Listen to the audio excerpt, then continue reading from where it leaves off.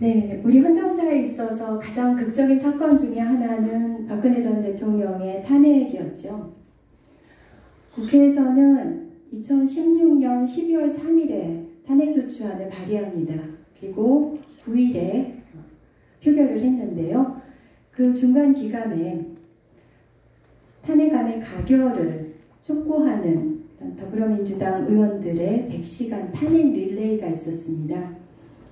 탄핵 릴레이는 탄핵의 정당성을 왜 필요한지를 의원 각자의 방식으로 설명하는 일종의 필리버스터였는데요. 저는 전공을 살려서 수학으로 풀어보는 탄핵으로 진행을 했습니다. 그런데 좀 안타깝게도 2016년 시점의 박근혜 정부의 국정농단과 2020년 현 시점의 윤석열 정부의 실정, 폭정이 평행이론처럼 맞았습니다. 2016년 최고의 인기를 구가하던 4인조 걸그룹 2NE1이요. 이게 21세기의 뉴 에볼루션이다. 그래서 2NE1. 또 4명 멤버들의 데뷔 때 평균 연령이 21세 2NE1. 그것이 이제 2NE1과 발음상 같기 때문에 중의적인 이름이었는데요. 또 수학하는 사람들은 희한하게 이 2NE1을 2 not equal 1 이렇게 생각을 합니다. 자, 박근혜 대통령 옆에 최순실이 1+1으로 작동을 하고 있었죠. 그 다음에 제가 무슨 말씀을 드릴지 대략 짐작을 하실 것 같은데요. 지난 대선에서 0.73%포인트의 박빙 승부였지만 그래도 국민들이 뽑은 거는 윤석열 후보 한 사람이었잖아요. 그런데 현재 김건희 여사와 사적인 인연으로 대통령실에 채용이 되는 등등등등 국정을 사유화하고 있고 그래서 공동정부라는 말이 공공연하게 회자되고 있죠. 대통령실에 버젓하게 올라오는 사진을 보면은 김건희 여사가 중앙에 있고 대통령은 숨은 그림 찾기를 해야 되는 그런 상황이고 또 여기도 보시면은 여사가 있고 저기 대통령은 저 뒷모습이 보이는 이런 상황입니다. 그런데 2 not equal 1 이라는 거를 명심해야 되겠죠. 자, 집합. 중학교와 고등학교 1학년의 첫 단원으로 배우셨을 거예요. 그거는 집합이 그만큼 수학의 문법이자 토대를 이루기 때문인데요. 또 두 집합 사이의 연산을 통해서 새로운 집합을 만들어낼 수 있기도 합니다. 자, 교집합, 합집합, 차집합. 추억의 개념이죠. 이런 거 배웠던 것 같은 기억이 나실 것 같은데요. 자, 집합 A를 대통령, B를 여사 이렇게 한번 해볼까요? A 교집합 B에 뭐가 들어갈까요?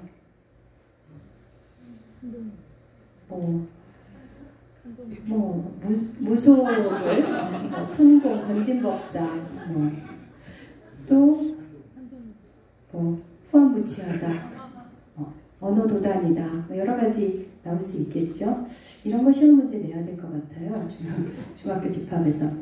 A 합집합 B는 둘이 합동으로 국격을 훼손하고 있죠. 다 A 차집합 B는 어떻게 될까요? 대통령에서 이제 여사를 덜어내면 여러 정황상 결정장애. 맞습니다. 네. 뭔가 상품이라도 드려야 될 것 같은데 그냥 또 있어요. 최근에 특검법도 있고 그러니까 이거 제거를 해버리면 없애면 뇌관 제거 이렇게 될 수 있지 않을까 싶습니다. 이번에는 집합 B를 윤석열 정권의 황태자라고 하는 한동훈 장관으로 넣어볼까요? A 교집합 B는 그렇죠. 검찰. 그 다음에 수사, 기소 만능주의. 네, 서울대도 되긴 하겠네요. 네. 그래서 사람들이 서울대 법대가 별거 아니라는 그런 큰 깨달음을 얻는 큰 수학이 있었죠. A 합집합 B는 그렇죠. 국정농단, 검찰공화국, 많은 답들이 나올 수 있을 것 같습니다. 굉장히 잘하고 줄고 계십니다. A차 집합 B는 한동훈 장관, 이재명 대표에 대해서 자법이라는 그런 표현까지 서슴지 않고 정권의 호위무사가 되고 있는데요. 그러니까 A차 집합 B는 야당 대응 전투력 약화 이렇게 볼 수 있을 것 같습니다. 1 더하기 1이 2라는 것은 아주 절대 진리의 전형으로 여겨지죠. 그렇지만 수학에서 1 더하기 1이 항상 2인 것은 아니에요. 이진법에서는 1 더하기 1이 10이고요. 그리고 모듈러 2 연산에서는 1 더하기 1이 0이 되고 부울대수에서는 1 더하기 1이 1이 됩니다. 윤석열 대통령이 국민의힘 연찬회에서 이런 얘기를 했어요. 1 더하기 1이 100이라는 세력과 싸워야 한다.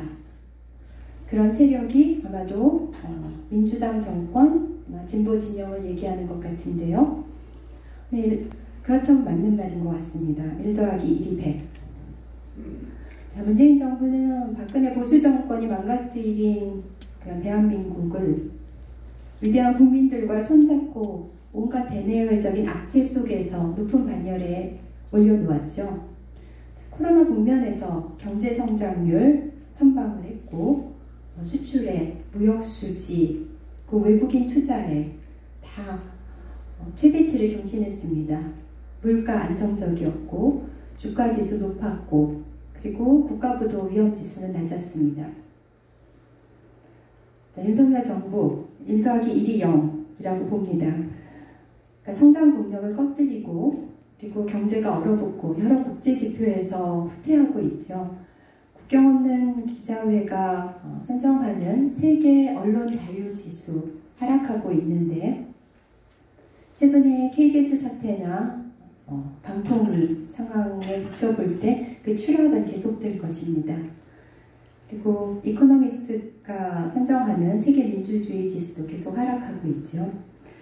경제 성장률은 세계적 성장률 평균을 하회하고 있고 가처분 소득 줄고 또 물가 치솟고 주가 하락하고 또 원화 가치도 하락하고 소득 불평등 지표는 악화 일로에 있습니다. 자, 방정식으로 넘어가 보겠습니다.